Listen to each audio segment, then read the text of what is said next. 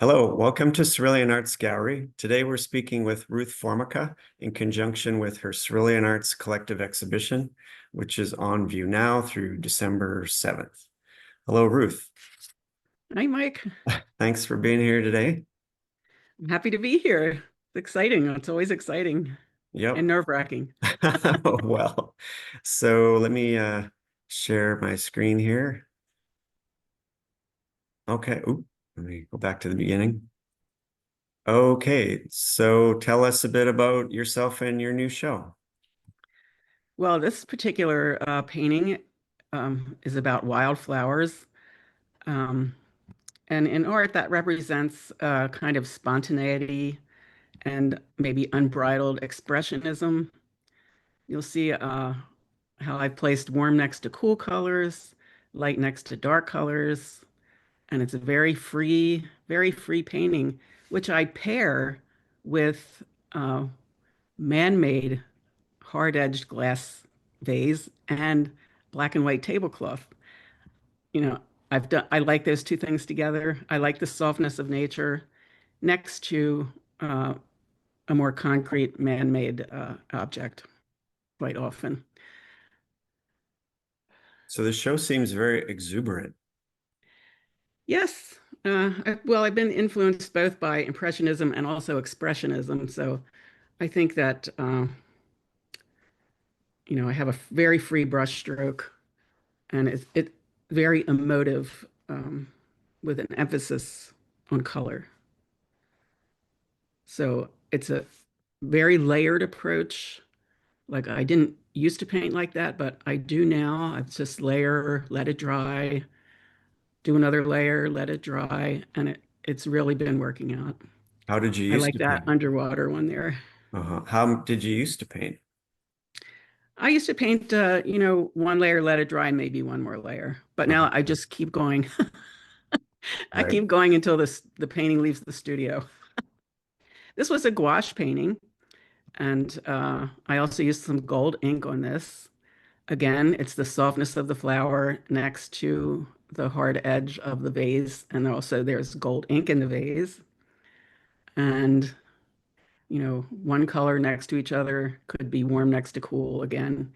White, not light next to dark, those whites, they have to have dark around them. Light and dark, it's like opposite, but they affect each other in a good way. This is a diptych. This is two paintings put together. I think I was living in Asheville at the time. They were having flooding, and it occurred to me of water running everywhere, running through the garden, and still from that will come all this beauty.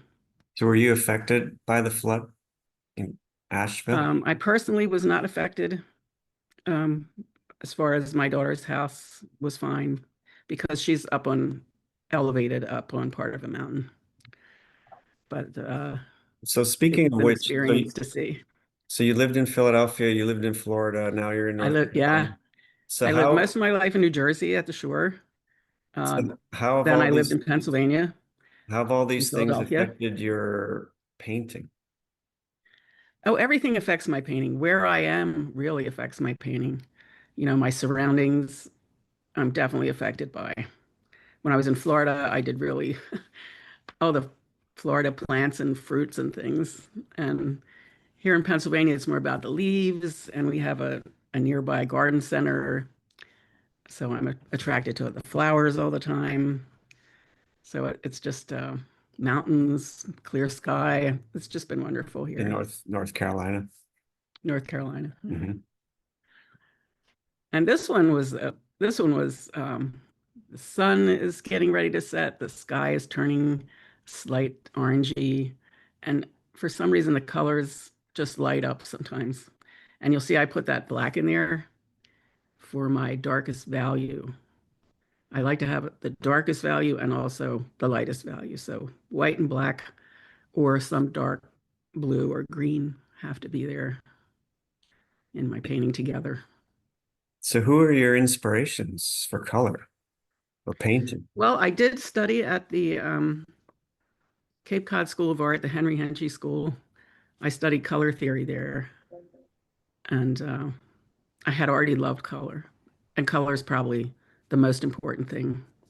You know, a lot of painters like to paint with more tonal colors, but I like to get really brilliant color. To me, that's half the battle, getting enough color. Is there enough color for Ruth in the world? So when you set up for a big painting like this, I mean, do you have all your colors laid out or how do you do it? No, well, due to the layering, I may start out with, a few just basic colors, and then I'll think, well, this is the painting is very cool colored, and I'll say, oh, needs orange and red, such as in this painting.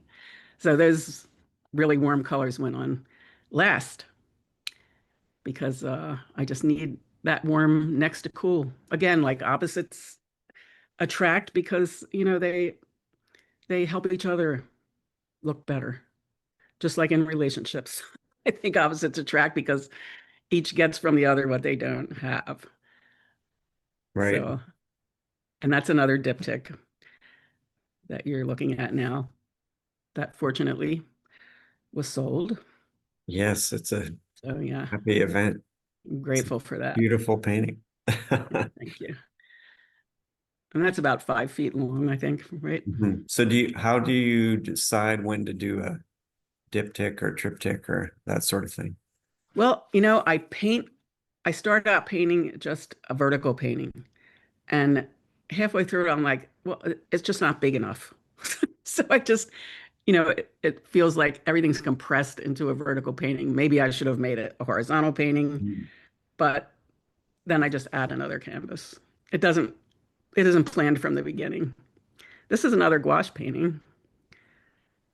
Again, the black and white stripes next to all the the natural nature flowers and fruit.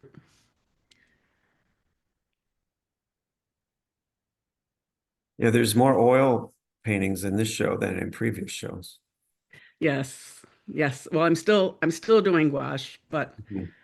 once I start working on my big oil paintings, as I say, the layering thing, when they're dry and they're ready to be worked on, I have to work on them like So immediately.